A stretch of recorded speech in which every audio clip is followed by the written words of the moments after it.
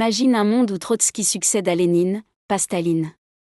Pas de purge, pas de goulag à grande échelle.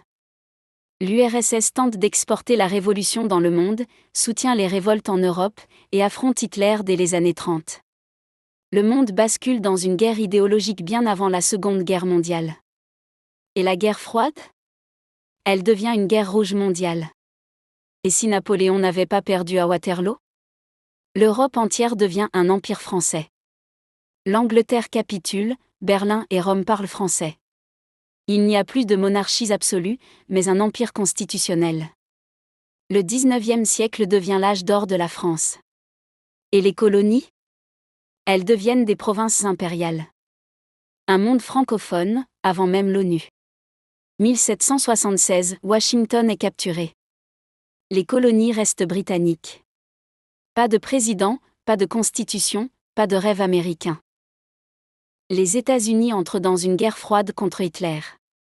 L'Allemagne développe l'espace, les armes nucléaires, et impose sa culture. Un monde dystopique où la liberté est un souvenir interdit. Imagine si la peste noire avait anéanti presque toute l'Europe. Le Moyen-Âge ne finit jamais. Plus de renaissance, plus d'imprimerie, plus d'empires coloniaux. La Chine, l'Inde et le monde arabe prennent le relais. L'Europe devient un continent secondaire. Et le monde moderne, naît ailleurs. Cortés est vaincu. Les Aztèques unissent les peuples du Mexique et bâtissent un empire indigène puissant. Pas de colonisation, pas de christianisation. L'Europe doit commercer, pas conquérir. L'Amérique du Sud devient un continent indigène moderne, fier et technologique. Et le monde découvre une autre voie. 1791, Louis XVI garde le pouvoir. Pas de république, pas de guillotine, pas de Napoléon. L'Europe reste monarchique, le peuple reste sous contrôle. Les idées de liberté mettent un siècle à ressurgir.